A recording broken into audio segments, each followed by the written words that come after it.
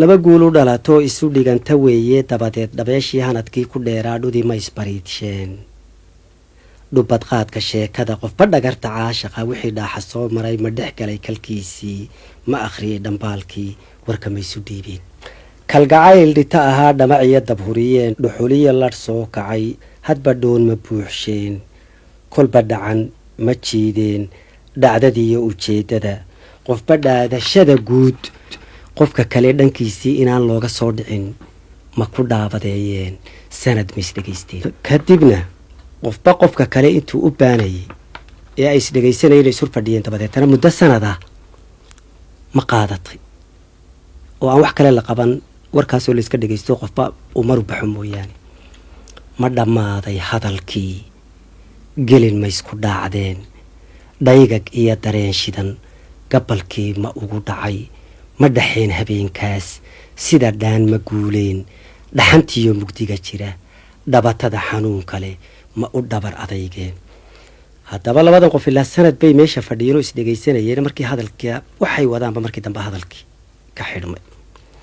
halkiibaa cadceedu ugu dhacday habeenkii iyagoon wada hadin bay sidii u fadhiyeen yacni isdaawasho ay isdaawadaan mooyaane aan wax hawlahoo kale aanay dhicin habeenkaas ayaa waagii ugu beriyey ma dhalaalay waagii dhagma tidhi cadceeddii intay soo dhaqaaqeen iyagoon ka dheeraan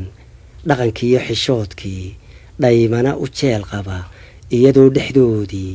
dhulka suxuul bannaan yahay dhibta ma isla taageen wax intaa kasii dhow ma ku dhiiran waayeen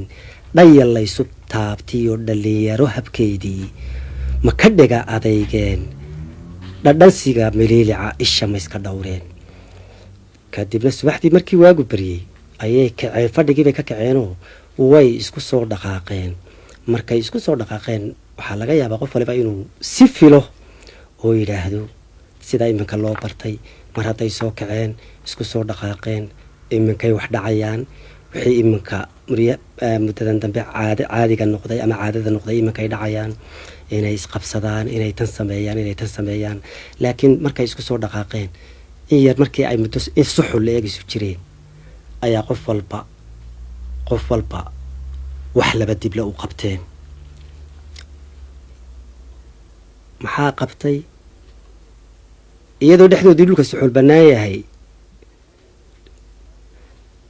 aan idhaahdo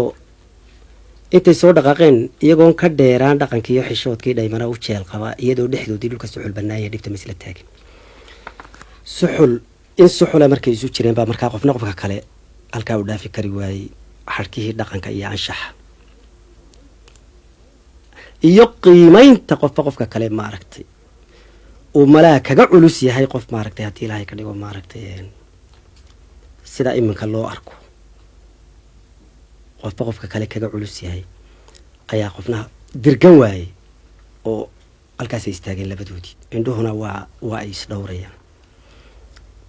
dhabaday istaageen qofba dhaabadiisii sarajoog dhankiisii kun habeen ma dheeraraa halkaasna muddo kun habeena ayay sidaa isu hortaagnaayeen qofba qofka kale daawanayay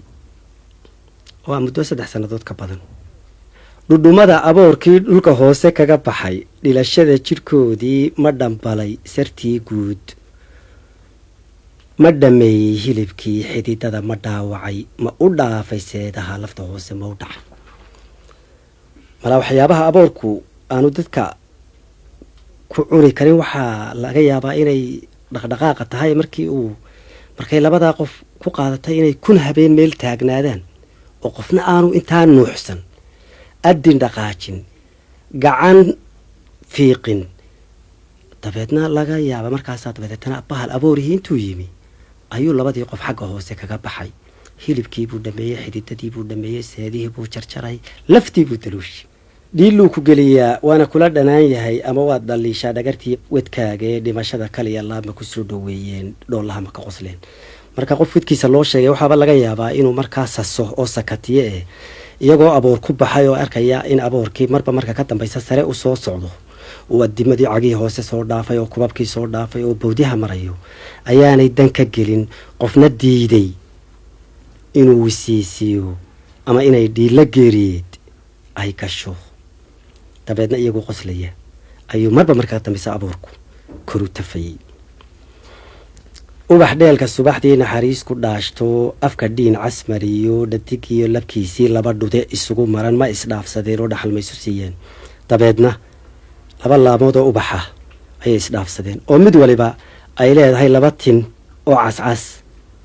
oo isku maran dhadigiyo lab isugu maran. dhuuni kawlka caashaqa maysu sii dhadhamiyeen. dabeedna wax adduunka laga cuno kawlkii ugu dambeeyey maysu sii dhadhamiyeen. yacni ereygii yacni intii jidinka lagu qoyn jiray ka hor intaanay naftu bixin mays taasna way isu kabadeen. ereygii dhinaa hadal dhegta maysu saareen.